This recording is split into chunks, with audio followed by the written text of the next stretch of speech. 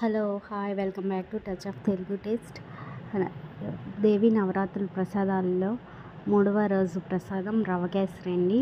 ఇప్పుడు రవ కేసరిని ఒక 5 మినిట్స్లో ఏ విధంగా చేయాలో చూద్దాం.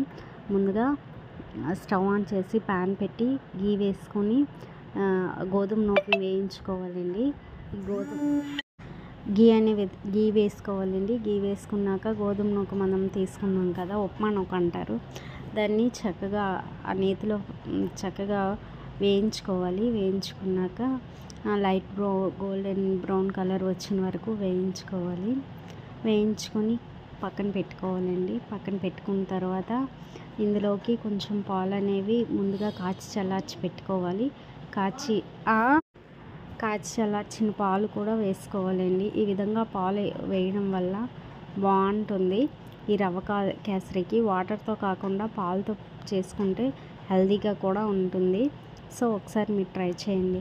నేను వేసిన పాలు అనేవి సరిపోలేదు, సో ఎక్కువ పాలు వేసుకుంటే ఇంకా బాగుంటుంది. తర్వాత బెల్లాన్ని ముందుగా నేను కరగబెట్టి వాటర్ అనేది తీసుకున్నానండి. సో ఆ వాటర్ కూడా వేసి కొంచెం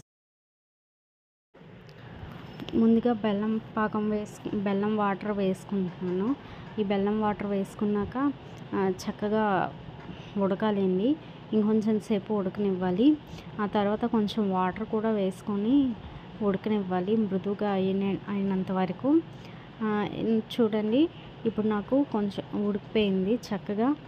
చక్కగా ఉడికింది. దీన్ని పక్కన పెట్టుకుంటున్నాను. పక్కన పెట్టుకున్న తర్వాత డ్రై ఫ్రూట్స్ వేయించడానికి చక్కగా ఉడికిపోయింది. ఇప్పుడు గీ అనేది వేసుకుంటున్నానండి.